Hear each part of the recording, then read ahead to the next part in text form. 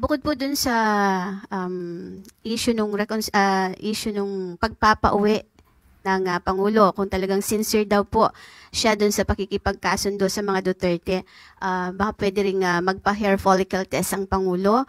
May mga kondisyon po para lang maipakita daw yung sinceridad po ng ating Pangulo dun sa kanyang pakikipag-reconcile or pakikipagkasundo sa mga Duterte. Ano pong reaksyon ng Malacanang dito?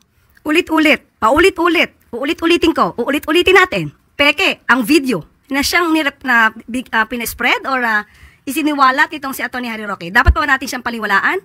Uulit-ulitin ko, paulit-ulit na lamang siya. Yusek, follow-up lang po.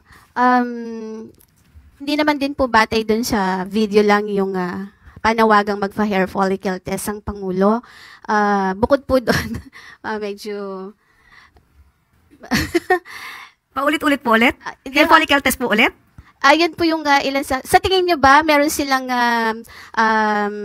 karapatang magbigay ng kondisyon kapalit nung sinasabi po ng Pangulo natin na para makipagkasundo?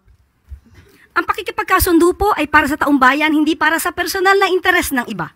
Alalahanin po natin, maliwanag, uulit-ulitin ko ang sinabi ng Pangulo, sa lahat ng tao, gusto niya pong makipagkasundo para magkaroon ng stability, magampanan ang dapat magampanan at hindi madiskaril ang trabaho ng gobyerno.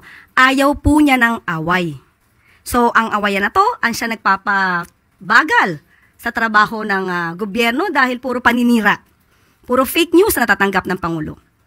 So, ang pakikipagkasundo sa lahat, hindi lamang para sa mga Duterte, ay tama lang po na gawain ng Pangulo bilang ama ng bansa. Magsasakripisyo na siya kahit siya na po yung sinisiraan. Kahit siya na po yung binibigyan na maling kwento at binibigyan at ginagawa ng peke na video. Yan po ang dapat na gawin talaga ng isang ama ng bansa. Salamat po.